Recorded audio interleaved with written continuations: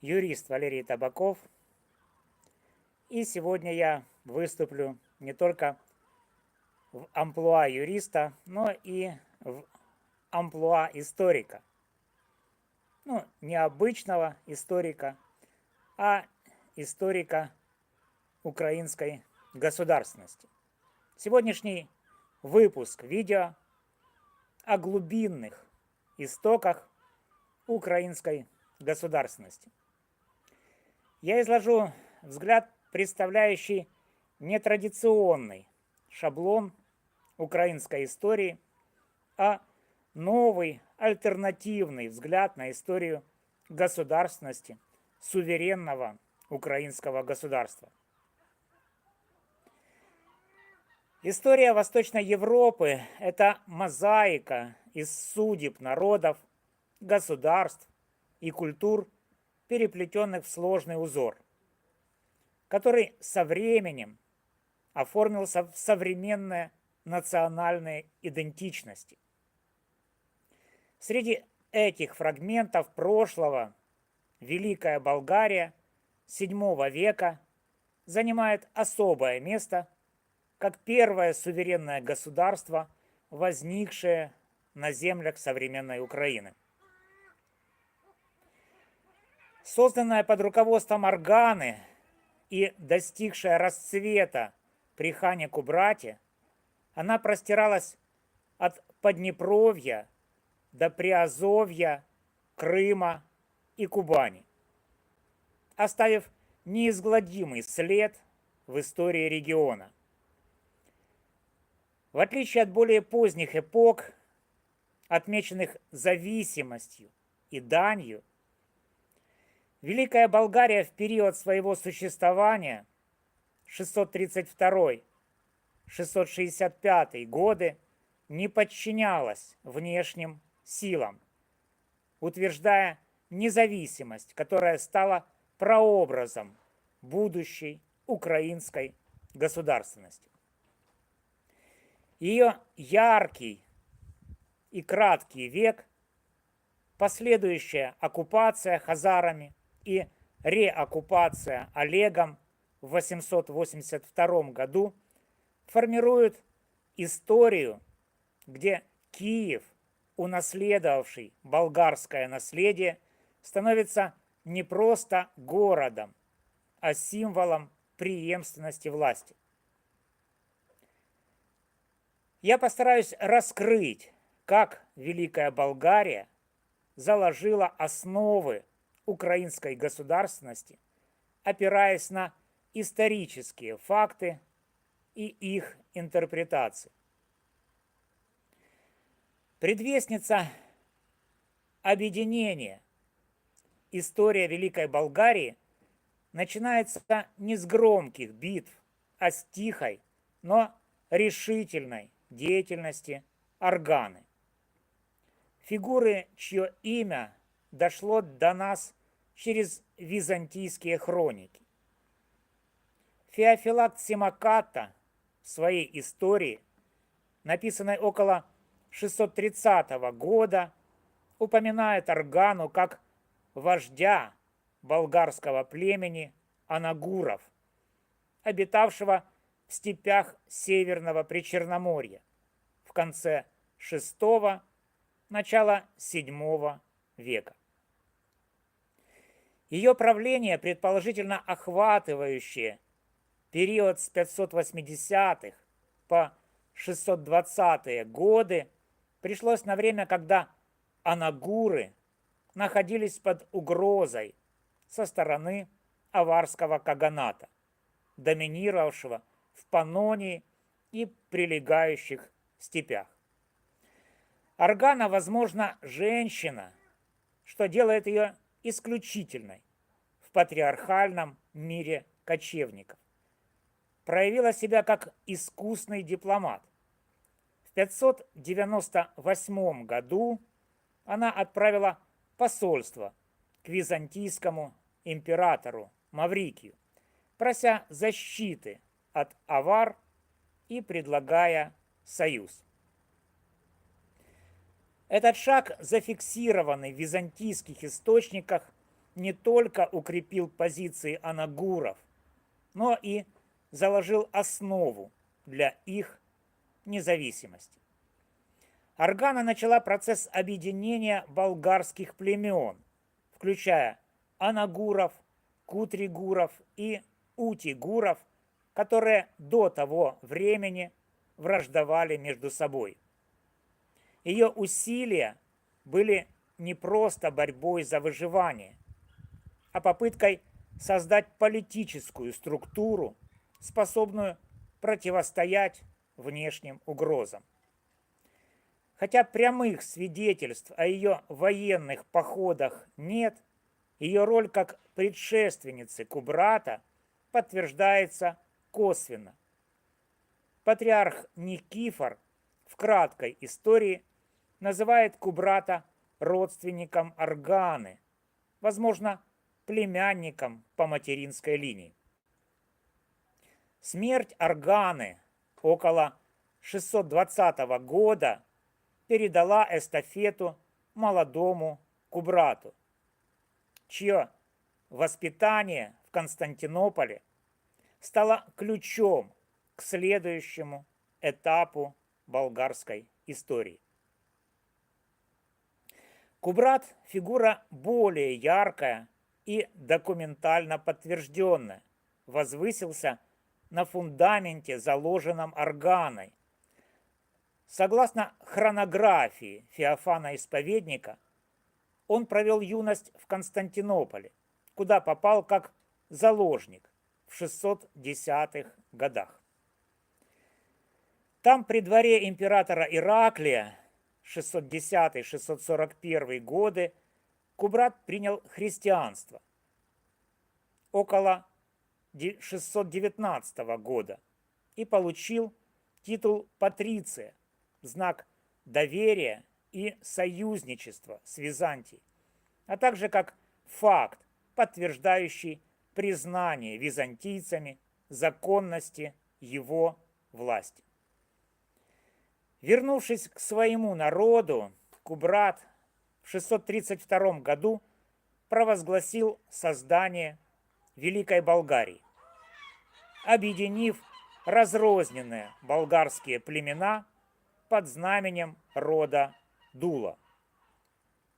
Столица провозглашенного государства предположительно находилась в Фанагории, на Таманском полуострове, но ее влияние простиралось от Поднепровья на западе до Дона и Кубани на востоке, включая земли современной Украины, в том числе и Крым. Великая Болгария при Кубрате была уникальна своим суверенитетом. В отличие от соседних племен, таких как анты, платившие дань аварам, или утигуры, ранее подчиненные тюркам, болгары не платили дань внешним силам. Это подчеркивает их независимость и организованность. Археологические данные подтверждают этот расцвет.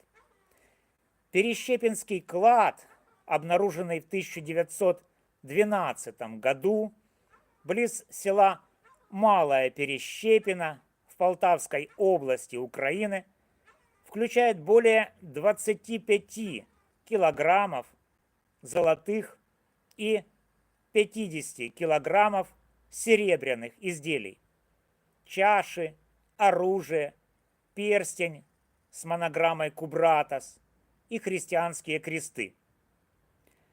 Датируемый примерно 665 годом, этот клад является могилой Кубрата и свидетельствует о богатстве и культурной сложности Великой Болгарии.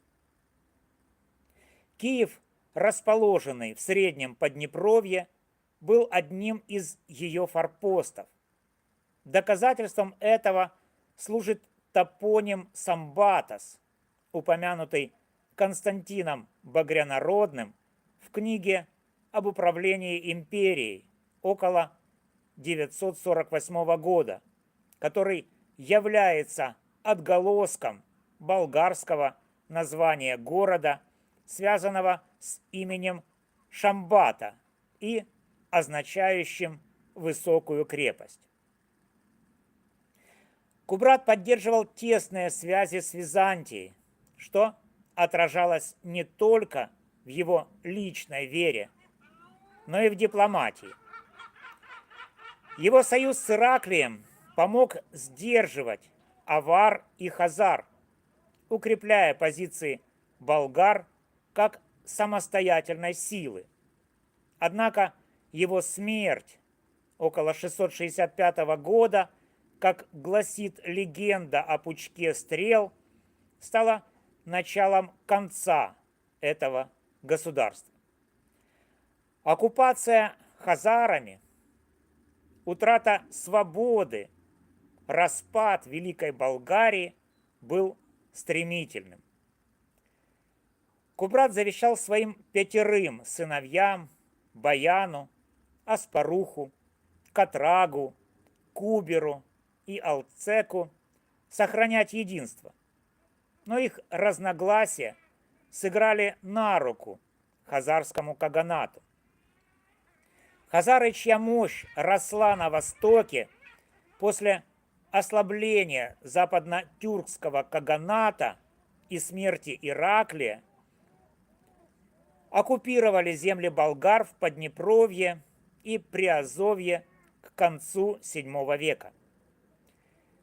Баян, оставшийся в регионе, вынужден был признать власть хазар.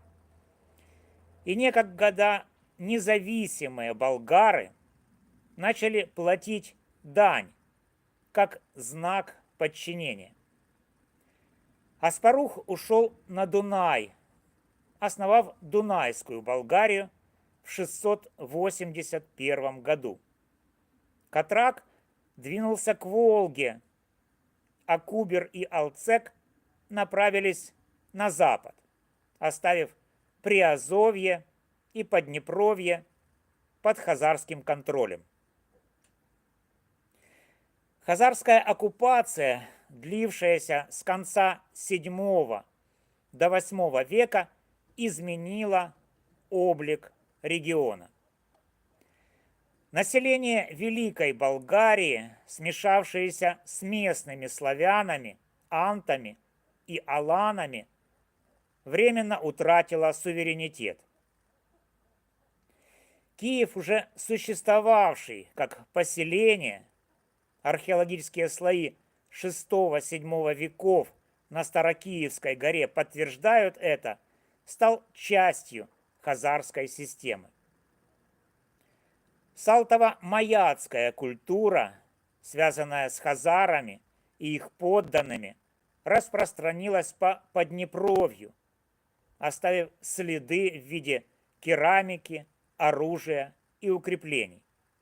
Дань, которую болгары платили хазарам, включая меха, скот и продукты, типичный механизм контроля кочевых империй. Однако болгарское наследие, торговые пути вдоль Днепра, укрепленное поселение сохранилось, став основой для будущего возрождения региона. В 882 году на историческую сцену вступил Олег, князь из Новгорода, чьи действия изменили судьбу Поднепровья. Согласно повести временных лет, он захватил Киев, изгнав хазарских ставленников Аскольда и Дира, и провозгласил город матерью городов. Этот момент часто трактуется как начало Киевской Руси, но в контексте болгарского наследия его можно рассматривать как реоккупацию земель Великой Болгарии. Олег не освободил население от дани, а перенаправил ее себе, потребовав, чтобы те, кто платил хазарам, включая потомков болгар, смешанных со славянами и аланами, теперь платили ему. Летопись фиксирует его слова и повелел давать дань вместо хазар, говоря: «Я враг их, и вам им платить нечего». Это был не акт освобождения, а смена господина, укрепившая Киев как новый центр власти. Реоккупация Олегом вернула контроль над Поднепровьем в руки местного правителя, унаследовавшего территорию, организованную еще болгарами. Археология подтверждает, что Киев к IX веку уже был значимым поселением. Раскопки на Подоле и Старокиевской горе показывают следы торговли и укреплений, уходящие корнями в VII-VIII века. Самбатос, упомянутый Константином Багрянародным, стал отголоском болгарского названия, связанного с Шамбатом, братом Кубрата, в значении Самбат – высокая крепость. Олег, перенаправив дань, продолжил традицию управления, начатую Великой Болгарией, сделав Киев ее наследником. Великая Болгария не исчезла бесследно. Она заложила основы, на которых выросла украинская государственность. Ее значение раскрывается через ряд фактов и их интерпретаций. И один из этих фактов – это суверенитет Великой Болгарии как прецедент. В VII веке Великая Болгария стала первым государством на территории Украины, не платившим дань.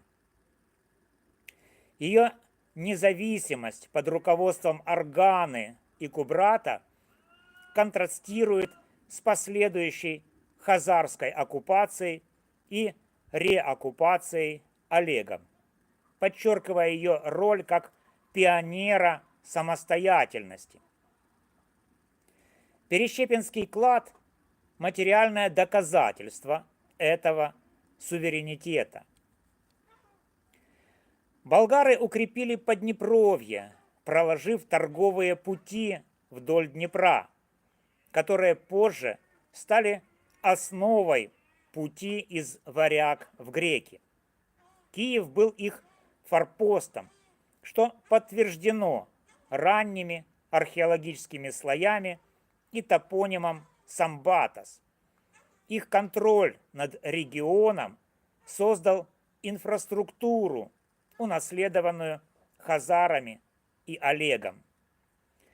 Реоккупация Олегом в 882 году не была созданием государства с нуля.